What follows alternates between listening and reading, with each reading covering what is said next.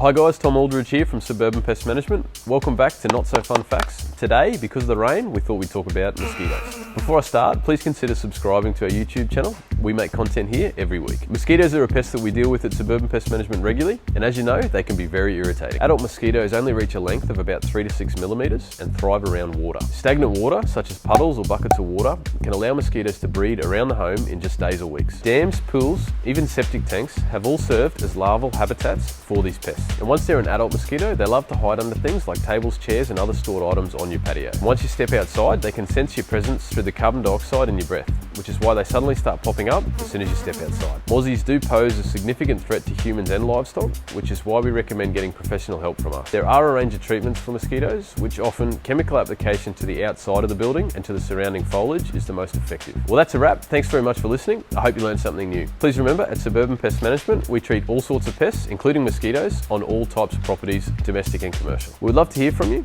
To experience the SPM difference, give us a call or book online any time of the day. We look forward to hearing from you. Thanks so much for watching our video today.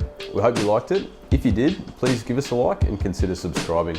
We make videos here every single week. If you'd like to reach out, visit our website at suburbanpest.com.au or give us a call. Thanks very much.